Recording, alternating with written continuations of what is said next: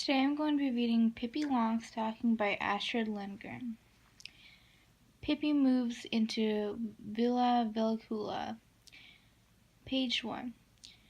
Way out at the end of a tiny little town was an old, overgrown garden. And in the garden was an old house, and in the house lived Pippi Longstocking. She was 9 years old, and she lived there all alone. She had no mother and no father, and that was of course very nice, because there was no one to tell her to go to bed just when she was having the most fun, and no one who could make her take cod liver oil when she much preferred caramel candy. Once upon a time, Pippi had had a father of whom she was extremely fond. Naturally, she had had a mother too, but that was so long ago that Pippi didn't remember her at all. Her mother had died when Pippi was a tiny baby, and lay in a cradle and howled so that nobody could go anywhere near her. Pippi was sure that her mother was now up in heaven, watching her little girl through a peephole in the sky, and Pippi often waved up at her and called, "Don't you worry about me, I'll always come out on top." Her father Pippi had not forgotten. He was a sea captain who sailed on the great ocean, and Pippi had sailed with him in his ship until one day her father blew overboard in a storm and disappeared. But Pippi was absolutely certain that he would come back. She would never believe that he had drowned. She was sure he had floated until he landed on an island inhabited by cannibals, and she thought he had become the king of all the cannibals and went around with a golden crown on his head all day long. "My papa is a cannibal king. It certainly isn't every child who has such a stylish papa," Pippi used to say with satisfaction. "As soon as my papa has built himself a boat he will come and get me, and I'll be a cannibal princess. Hey ho, won't that be exciting?" Her father had bought the old house in the garden many years ago. He thought he would live there with Pippi when he grew old and couldn't sail the seas any longer. And then this annoying thing had to happen, that he blew into the ocean, and while Pippi was waiting for him to come back, she went straight home to Villa Vellicula. That was the name of her house. It stood there ready and waiting for her. One lovely summer evening she had said good-bye to all the sailors on her father's boat. They were all so fond of Pippi, and she of them. "So long, boys," she said, and kissed each one on the forehead. "Don't you worry about me. I'll always come out on top." Two things she took with her from the ship: a little monkey whose name was Mr. Nilsson. He was a present from her father, and a big suitcase full of gold pieces. The sailors stood up on the deck and watched as long as they could see her. She walked straight ahead without looking back at all, with Mr. Nilsson on her shoulder and her suitcase in her hand. "A remarkable child," said one of the sailors as Pippi disappeared in the distance. He was right. Pippi was indeed a remarkable child. The most remarkable thing about her was that she was so strong. She was so very strong that in the whole wide world there was not a single police officer who was as strong as she. Why, she could lift a whole horse if she wanted to. And she wanted to. She had a horse of her own that she had bought with one of her many gold pieces the day she came home to Villa Vellicula. She had always longed for a horse, and now here he was, living on the porch. When Pippi wanted to drink her afternoon coffee there, she simply lifted him down into the garden. Beside Villa Vellicula was another garden and another house. In that house lived a father and mother and two charming children, a boy and a girl. The boy's name was Tommy and the girl's Annika. They were good, well brought up, and obedient children. Tommy would never think of biting his nails, and he always did exactly what his mother told him to do. Annika never fussed when she didn't get her own way, and she always looked so pretty in her little well-ironed cotton dresses. She took the greatest care not to get them dirty. Tommy and Annika played nicely with each other in their garden, but they had often wished for a playmate. While Pippi was still sailing on the ocean with her father, They often used to hang over the fence and say to each other, "Isn't it silly that nobody ever moves into that house? Somebody ought to live there, somebody with children." On that lovely summer evening when Pippi for the first time stepped over the threshold of Villa Villacula, Tommy and Annika were not at home. They had gone to visit their grandmother for a week, and so they had no idea that anybody had moved into the house next door. On the first day after they came home again, they stood by the gate, looking out onto the street, and even then they didn't know that there was actually a playmate so near. Just as they were standing there considering what they should do and wondering whether anything exciting was likely to happen, or whether it was going to be one of those dull days when they couldn't think of anything to play, just then the gate of Villa Villacula opened and a little girl stepped out. She was the most remarkable girl Tommy and Annika had ever seen. She was Miss Pippi Longstocking, out for her morning promenade. This is the way she looked. Her hair, the color of a carrot, was braided in two tight braids that stuck straight out. Her nose was the shape of a very small potato and was dotted all over with freckles. It must be admitted that the mouth under this nose was a very wide one, with strong white teeth.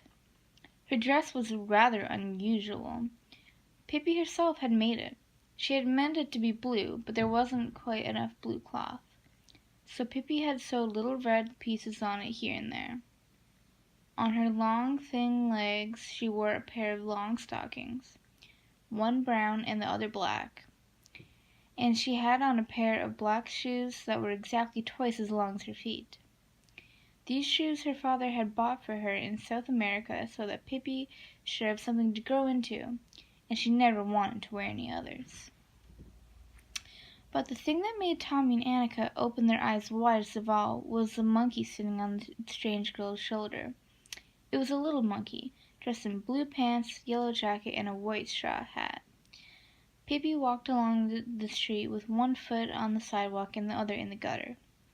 Tommy and Annika watched as long as they could see her. In a little while she came back, and now she was walking backward. That was because she didn't want to turn around to get home. When she reached Tommy and Annika's gate, she stopped. The children looked at each other in silence. At last Tommy spoke. "Why did you walk backward?" "Why did I walk backward?" said Pippi. "Isn't this a free country? Can't a person walk any way he wants to?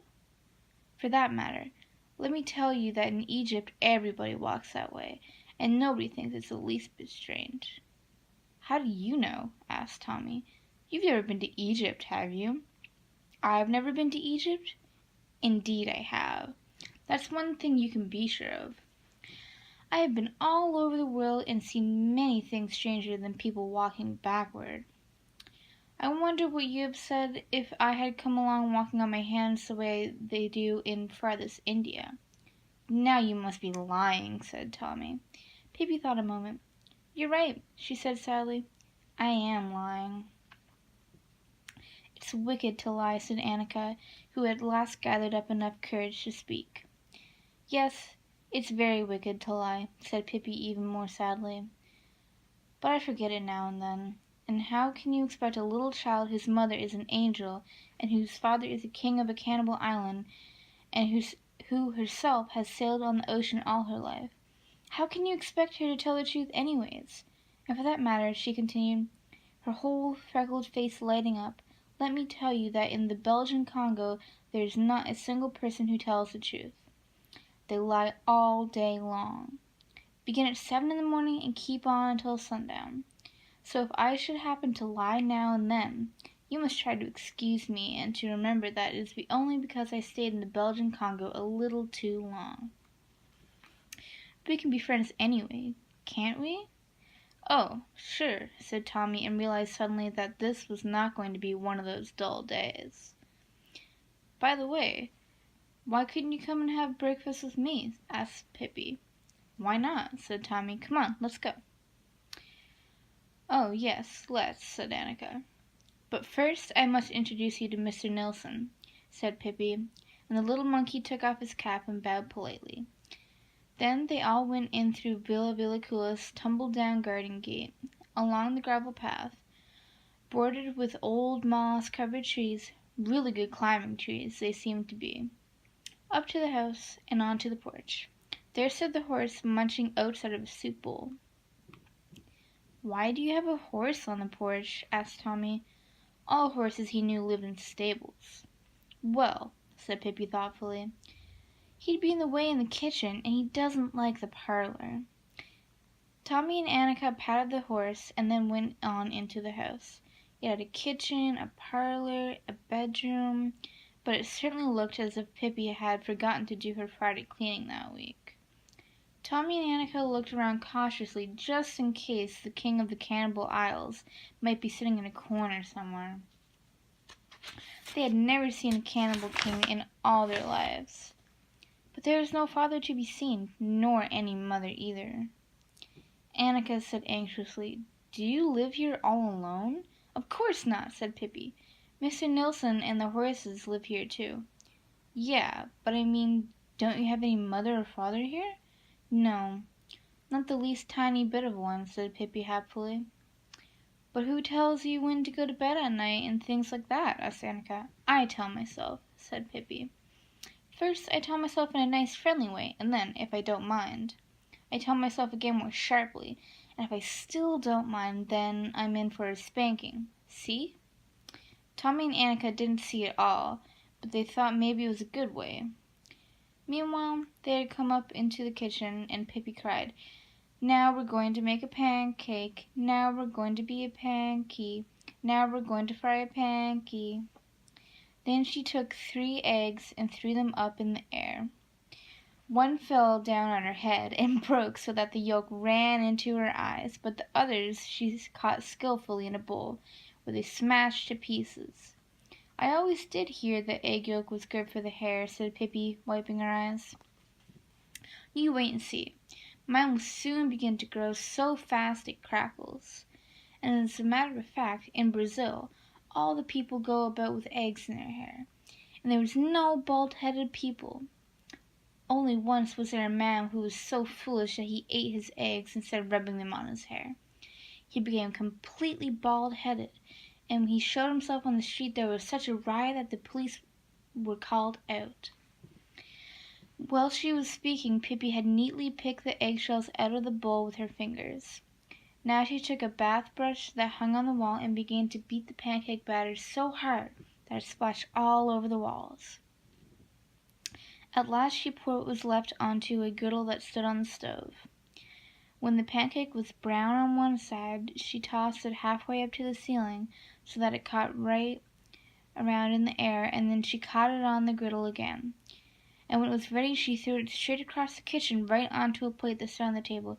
"Eat!" she cried. "Eat before it gets cold!" And Tommy and Annika ate and thought it was a very good pancake.